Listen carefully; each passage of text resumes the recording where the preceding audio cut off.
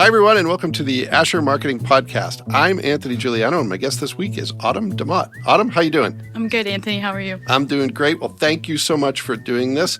We have a friend in common, Taylor Monaco. Tell me how you know Taylor. Yes, she was the one that originally interviewed me at YFC. Ah, okay. All right. So she then went off and did something else. She's now working for Fort Wayne Metals. She left me. Yep. Yeah. Well, Taylor and I just had lunch not too long ago. Sounds like she's doing really well in the new job. I actually have known her so long that it was before she was Taylor Monaco. I forget her maiden name. Oh, wow. Yeah, she was in a class, a leadership development class that I taught, and stood out on that day and has stood out ever since as really smart and sharp and on top of it and destined for great things as she has been. She is. She's incredible. Well, we are glad to meet you, Autumn, and I'm going to start where I usually do with our guests on career path. What I'd like you to do is start at whatever the beginning is for you. I always encourage people to say, tell me what you were thinking you were going to do career-wise, and then what did you actually do? Did you follow that path or did you pivot? What did that look like for you? Yeah. I did not follow the career path that I originally set out to be. My growing up, I always wanted to be a teacher. I feel like that's the standard for most kids. But I just had so many teachers impact me along the way that I was like, okay, I want to give back in that way. And I just love kids. They just bring such a big energy. And I loved it. So when I came here in Indiana in 2015 for school, I was entering into the elementary education program at the time. And Huntington also offers like a J term where it's a January term of 3 weeks. You can either do an internship, a mission trip, or you can take a class that's offered on campus. And so for me, I was like, I'm kind of having second thoughts on my career path. Why don't we take advantage of this 3 weeks and do like an internship? Took the internship. I realized that teaching was not for me. That takes a special superhuman to do. So if you don't mind my asking, what was it about teaching that made you say maybe not so much for me?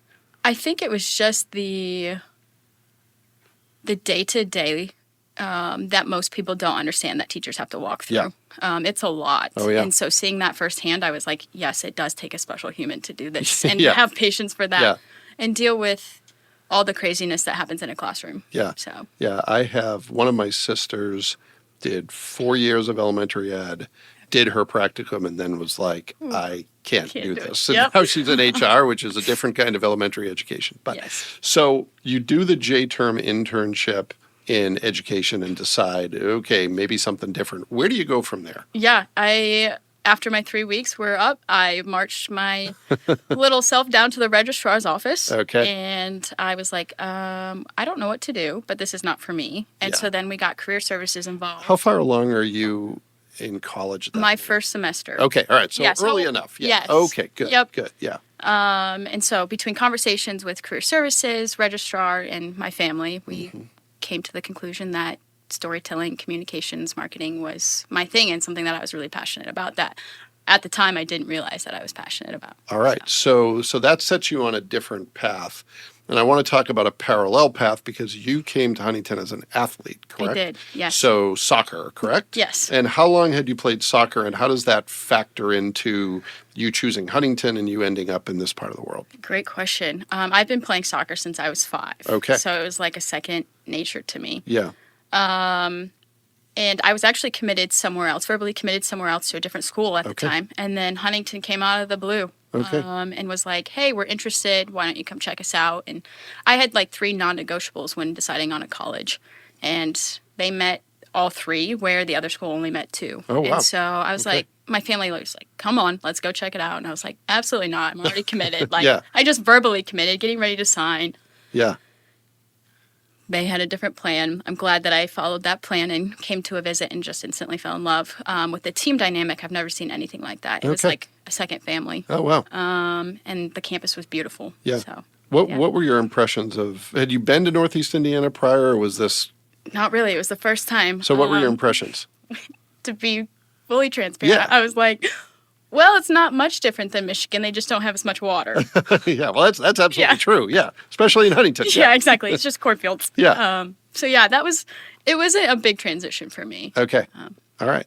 So you end up then with a degree in what? What do you end up? Yep, majoring in? communications and public relations. Okay, and you then worked for Huntington University for a few years, I correct? did. I hopped on board after. Yeah, so on the admissions side, from what you told me, right? Yep. So what is that like? Is it enough of a, is it close enough to what you wanted to do communication-wise? Was it far afield? How did that work out, and what did you like about it? What were some of the challenges that you faced? Yeah, I think admissions teaches you a lot of just life skills as you enter your professional career. Mm-hmm. I think I could not have asked for a better job in that aspect, being fresh out of college. Yeah.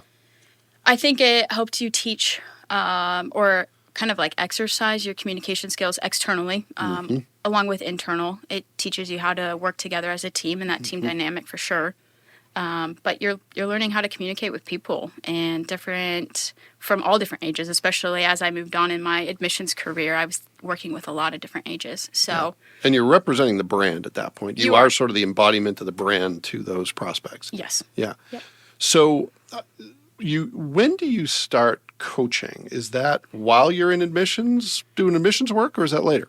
It actually came on when I was a senior. So I wrapped up my final fall soccer season my senior year. And then the coach at the time was like, hey, I kind of need some help. And that help kind of transitioned with the new coach that hopped on board in May. And he was like, I want to bring you on full time. Okay. All right. So as you can tell, listeners, Autumn has a lot going on. She's working in admissions. She is coaching. She's doing other things. So does that kind of scratch the itch of wanting to be a teacher then while you're coaching? How does that factor into what you thought you were going to be doing and your passion for soccer and all that? Yeah. Teaching was I still had the same thought of I picked the right career path. Okay. For All sure. right. I love coaching. I do. Yeah. But I'm really glad I still didn't follow that. Okay.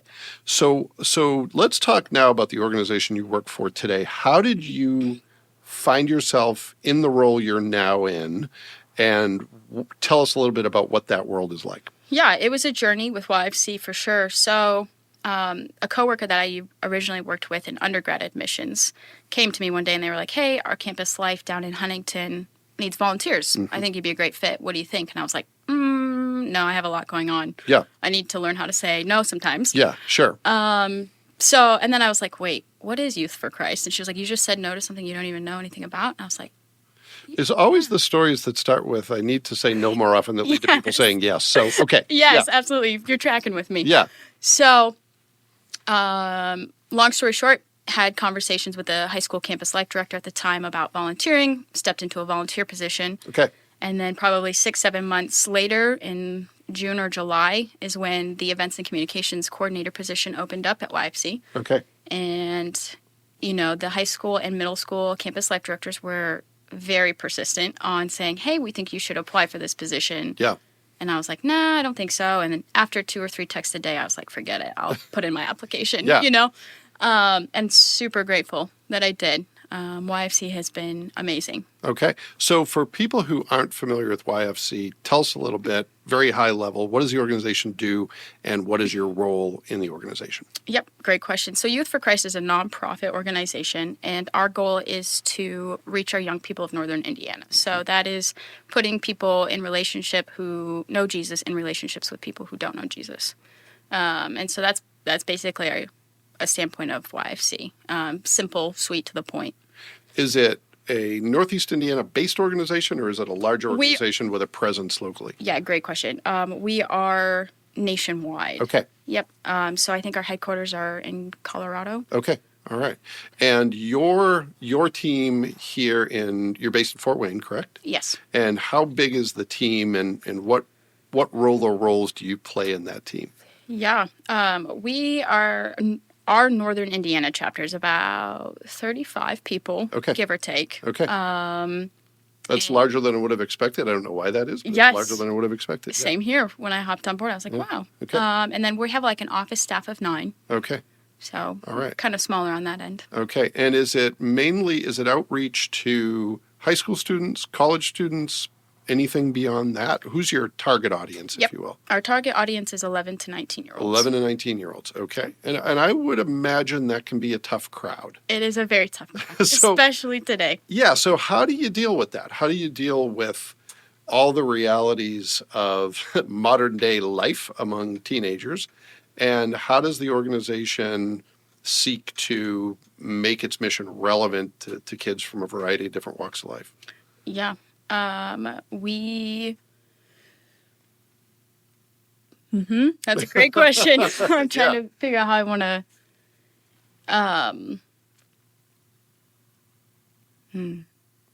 You can think on that one. I'm going to think on that one. I'm asking the tough questions. You are. You put me on the hot spot right now. Yeah. So let's talk. Let me give you an easier one. Let's talk about your role. Yes. It sounds like it's wide ranging, but what events are you actually working on, and what does the communication piece look like? Yes. Great question. So, we just finished golf season. Okay. We are huge into golf events. We usually have 3 a year. Okay. But now we're transitioning into our biggest fundraising campaign of the year, which is called We Believe in Youth Week. Okay. And that gets me really excited. Okay. So what does that event consist of? Why is it such a big deal? Yeah. So it was actually created by Taylor Monaco. Aha. I know, Okay. right? In 2020, from my understanding, when COVID really hit hard. Because we used to do what was called rallies, and that was individual community rallies. That was a fundraising opportunity that people joined in. But because of COVID and the restrictions, they created this campaign. Sure. So it's an all-out 1 week peer-to-peer fundraising campaign. Yeah. And it's designed to hit our young people of Northern Indiana. You know, they're our future. And with all that isolation and social media these days and anxiety and depression that's been caused. Sure. With this campaign, we really want them to know that there are people out there that believe in them. Yeah. And as somebody who, you know, is younger and entering in that new professional career, I've had a lot of people pour into me a lot recently. Yeah. And just having somebody say, I believe in you, it can go a long way. Yeah. Well, you know, for the mental health aspect, you know, having done a lot of work with colleges and even some work with high school students, it's off the charts how much, you know, and as the father of someone who is still in college, it's amazing how many of his peers and younger folks are just struggling with everything today. Pandemic seems to only have made that worse, but certainly you mentioned social media and some of the other factors. There's a lot of need right now for people to hear positive messages. Yes, for sure. And so my very first week on the job actually was this week of We Believe in Youth last year. Okay. Talk about crazy, first of all. Like, hopped on board with a new job and entered into this campaign. But it was amazing to sit back and watch. Yeah. And then you could just see stories of students being uplifted every day. It was amazing. So when this event is going on this year, is it fully virtual? Are there going to be physical events? Is it all of that? And if so, how are you coordinating all that? Yes. Since we're in the early planning stages, I don't know exactly what that looks like if we're going to tailor it to what was last year. Okay. And that's solely online. So, you know, there's a couple of ways that people in the community can take part in that. Where we don't meet in person. Okay. But like I said, early planning stages, we don't know what that looks like yet. Yeah. Okay. All right. Well, let's talk about some of the other things. That's obviously a big one. What are some of the other things right now that are taking up your time and energy, things at the top of your to-do list? And maybe they're keeping you up at night. Maybe they're making you really excited. Maybe it's a combination of those things. What are some of the big hitters on your list right now?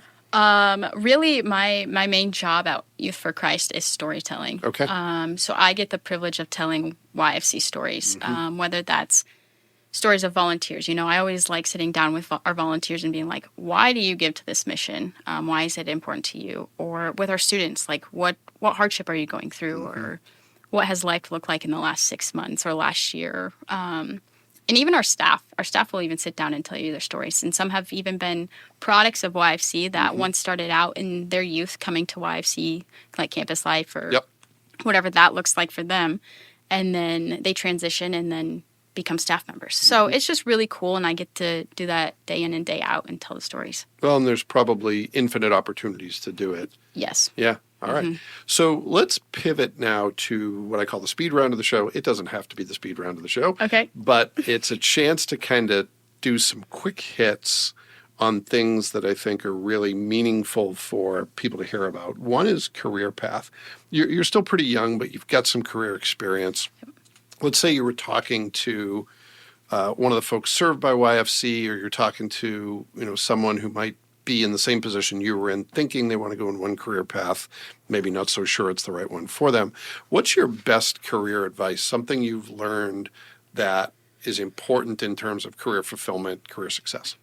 Yeah, great question. I think for me and what I've learned so far, my best advice would to be don't ever stop asking questions and don't be afraid to ask questions. Okay. I remember starting out in my early career, but I really noticed it when I made the transition to YFC, where I was sitting, it was like my first staff meeting. I was sitting in a room full of people I didn't know, where at Huntington, I kind of knew those relationships already. And I was like, I had so many questions. I'm a type of person that's very curious all the time and wants to ask so many questions. Yeah. But I found myself sitting in that room going, what are they going to think of me if I ask this question? Or are they going to look at me and be like, why did we hire this girl if she's asking those kind of questions? You know what I mean? Sure. And I think that just comes with being younger and starting out. But I've learned along the way that it's okay to ask questions and don't be afraid to ask them. Yeah. Well, and I think it's somewhat more prevalent among younger people to be afraid to do it because you don't have the confidence. Yes. And you don't have the understanding that, I've been in this job for 18 years and I still have more questions than answers. Yeah. But when I was getting started in my career, I thought I had to have all the answers. I didn't, but I thought I had to act like I did. Yep. All right. Really good advice. Okay. The second question has to do with YFC. What is something that is either, and this is where maybe we can come back to the question I asked, the hard question I asked earlier. What is something that's maybe underappreciated about the organization that you think deserves to be better known, or a myth or misconception that you want to correct? Yeah. I guess something that even when I was first learning about YFC was, they reach 11 to 19-year-olds, but how? And so I think, people should be aware of how much our ministry staff does. They go out and they meet students at schools or sporting events. They go to our urban neighborhoods and they even go in and enter in juvenile centers to reach lost teens. And at first I didn't know that. I thought it was just reaching out to kids. But once I realized all the amount of work that they put in, and where they meet students and how far of a distance that they go to reach them is incredible. Yeah. Well, and it's a hard audience to reach today. It is. It's very hard. Because, again, going back to my experience having a son who is early 20s and watching him grow up, is they don't really congregate in a physical place other than school anymore. Their social life is on their phones. It is. And cutting through the clutter there can be really difficult. So, sidebar question, what are some of the things that you're doing to overcome that challenge in your organization or in the work that you do? Really, our staff is really trying to meet students where they're at. Yeah.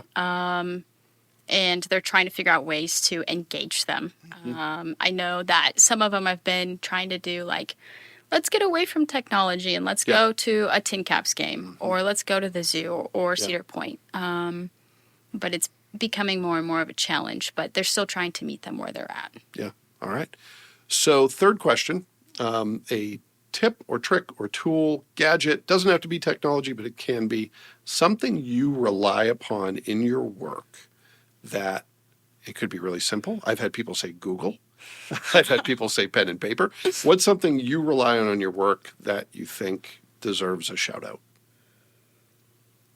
Oh, goodness.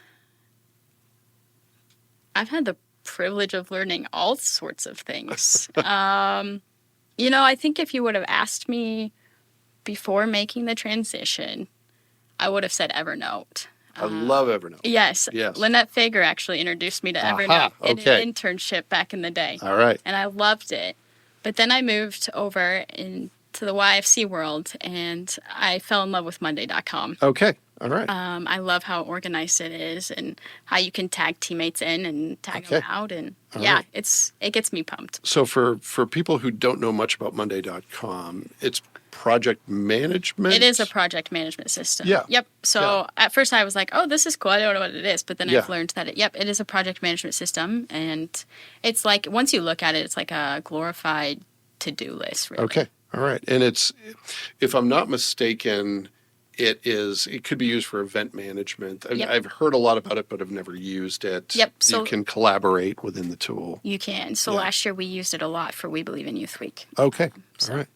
Well, Evernote, the sneaky thing about Evernote is great for like self-management. It is. And as much as I love Evernote, I've never been able to make it work beyond me. That may be a reflection of me more than the people I work with. But nevertheless, I could see why you would make that change if you need to collaborate with other people. Yes. So one last question. So you're still coaching soccer, correct? I am. So why does that remain a priority for you, even with everything else you have going on? Oh, great question. One, I'm still a big soccer fan. Aha. Okay. Even though I'm retired now. All right. Do you have a favorite player, favorite team, any of that? And this is coming from someone who knows absolutely nothing about soccer, so you could say anything. Anyone and you would know. I would have no idea. Amazing. Yes. I would probably say Julie Johnson. Okay. All right. She's on the U.S. women's team. Okay. She's all probably right. one of my favorites. But back to your question, and it's all kind of why I go back to Youth for Christ. Mm-hmm. And it's kind of like full circle where growing up, soccer was, it was fun, but there was more to life than just soccer. Mm-hmm. And I had so many coaches invest in me Mm-hmm. over the years that I find value in that now. Yeah. And I work for an organization that, wants to pour into the younger generations because it can make a difference. And so coaching is one of those ways that I get to do that and have the privilege of doing that. Yeah. All while doing something that we both have in common. You know?